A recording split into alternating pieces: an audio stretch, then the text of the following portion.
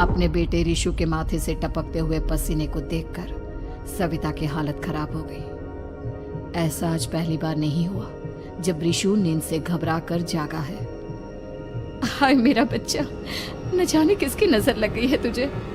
जब से मेरे बच्चे ने 10वीं के एग्जाम में स्कूल टॉप किया है तब से रोज बुरे बुरे सपने आने लगे हैं। हाँ माँ, मैंने आज फिर से एक काले साए को देखा। वो यहीं मेरी आंखों के सामने खड़ा था। माँ मुझे बचा लो माँ। वो मुझसे कह रहा था कि मुझसे बदला लेगा। माँ कहीं ये प्रशांत। चुप कर, कैसी बात कर रहा है? दोबारा उसका नाम मत लेना।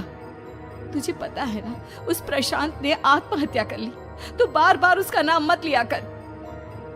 मम्मी, क्या सच में प्रशांत ने आत्महत्या की थी? चुप कर, बहुत सवाल पूछता है आजकल।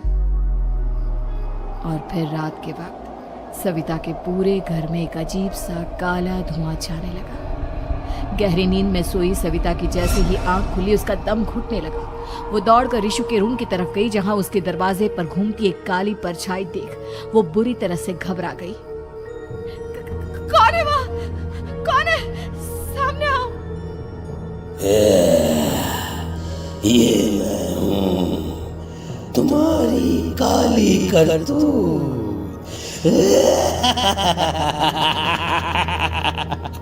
और अब मैं तुम्हारे बेटे को ले जाने आया हूँ। नहीं, मेरे बच्चे को छोड़ दो प्लीज। मेरे रिशु को कुछ मत करना। वो परछाई रिशु के कमरे में घुस जाती है। सविता भी उसके पीछे पीछे दौड़कर जाती है और देखती है कि अब वो साया साफ नजर आ रहा था। वो सर से पैर तक खून में सना हुआ था और उसके शरीर के सारे अंग कटे फटे हैं। क्या चाहिए तुम्हें? तुम जो बोलोगे मैं करूंगी, लेकिन मेरे रिशु को छोड़ दो। उस परछाई ने रिशु को गर्दन से पकड़कर दीवार के सहारे हवा में उछाल दिया। रिशु जोर जोर से चिल्लाने लगा। माँ बचाओ मुझे, बचा लो माँ। ये मुझे मार डालेगा। माँ मुझे बचा लो माँ। नहीं ऐसा मत करो। मुझे मार दो लेकिन मेरे बच्चे को छोड़ दो। मैं तुम्हारे आगे हाथ जोड़ती हूँ। वो परछाई रिशु को जमीन पर गिरा देती है और अचानक वहां से गायब हो जाती है। रिशु, मेरा बच्चा, तू ठीक तो है ना? कुछ बोल बेटा, क्या हुआ है तुझे? मैं ठीक हूँ माँ। क्या हुआ था यहाँ पर? कुछ नहीं बेटा, कुछ नहीं। तू परेशान मत हो। हम कल ही गांव के बाहर जो तांत्रिक महाराज रहते हैं उनके पास चलेंगे। ठीक है माँ, हम जल्द ही उनके पास चलेंगे। मुझे बहुत डर लग रहा है माँ। ये बार बार मुझे डरावने सपने आना, ये सब हमारे साथ क्यों हो रहा है माँ? अगले दिन सविता अपने बेटे रिशु को लेकर गांव के बाहर तांत्रिक के पास जाती है। जिस जगह पर तांत्रिक रहा करता था वो जगह बहुत डरावनी थी। चारों तरफ कंकाल और खूब भूतियां नजर आ रही थी। गांव से दूर वीराने में उस जगह पर जोर से आंधी चल रही थी। रिशु ने डर कर अपनी माँ का हाथ पकड़ लिया। माँ मुझे बहुत डर लग रहा है। ये कैसी जगह है? देख बेटा, हमारे साथ जो कुछ भी हो रहा है उसका इलाज सिर्फ और सिर्फ ये तांत्रिक महाराज ही बता सकते हैं। अब यही है जो हमें प्रॉब्लम से बाहर निकाल सकते हैं।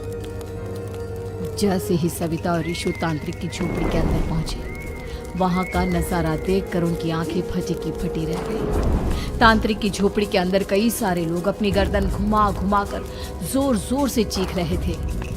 कौन हो तुम और यहाँ क्यों आई हो? महाराज, मेरे बेटे को कुछ दिनों से एक डरावनी काली परछाई नजर आती है और कल रात उसने मेरे बेटे पर हमला भी कर दिया।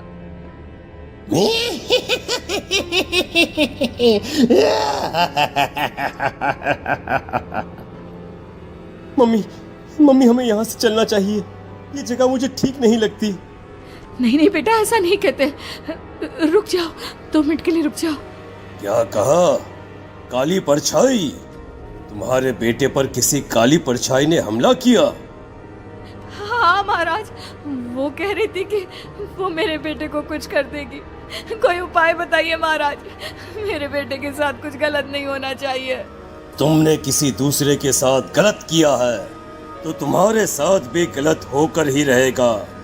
तुमने किसी की जान ली है, किसी को मार डाला है तुमने। नहीं महाराज, मैंने ऐसा कुछ नहीं किया। मैंने किसी की जान नहीं ली। मुझे कोई उपाय बताइए। लगता है तुम इतनी आसानी से नहीं मानोगी।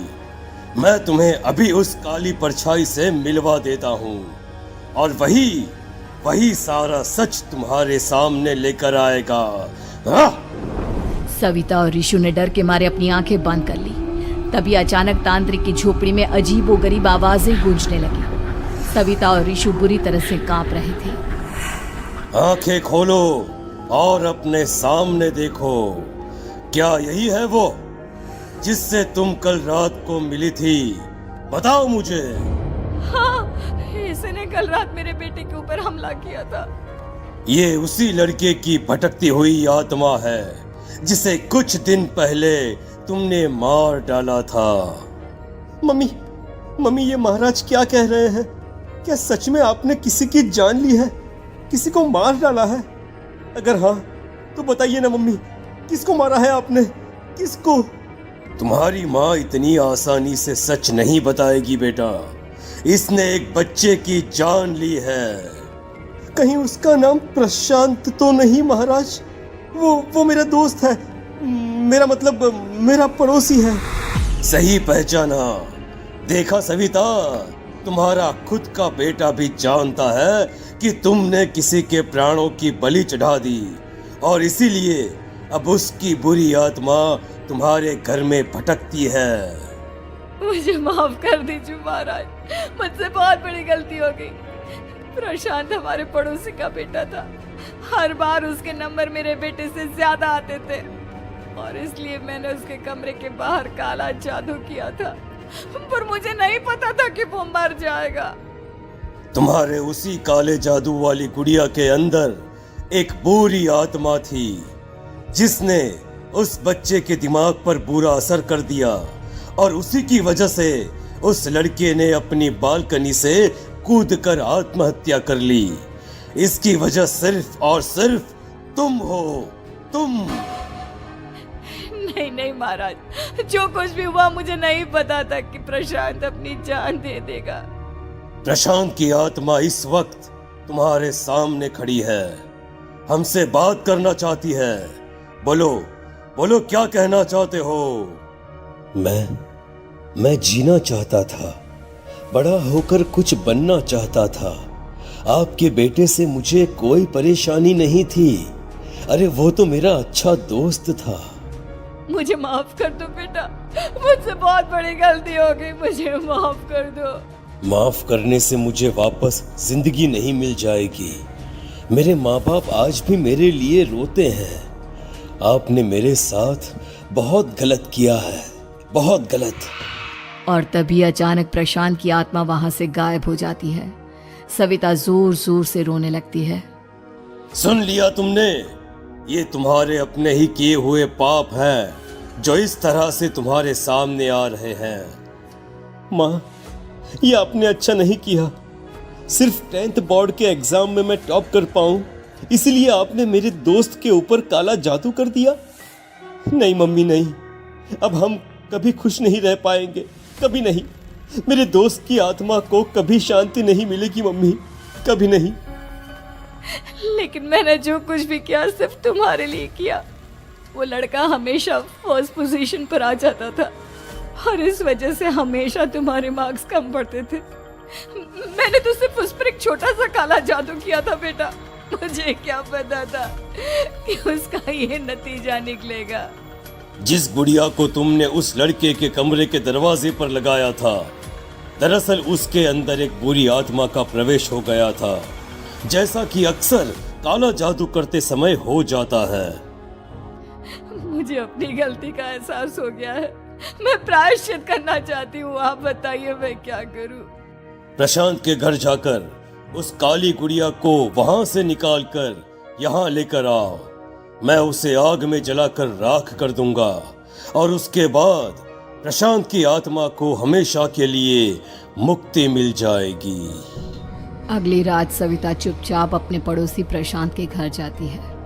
प्रशांत के माँ बाप प्रशांत की मौत के बाद उस घर को छोड़कर हमेशा के लिए वहां से चले गए थे। जैसे ही सविता उस घर के अंदर कदम रखती है, उसका सामना अजीबोगरीब हैवानियत से भरी आवाजों से होने लगता है।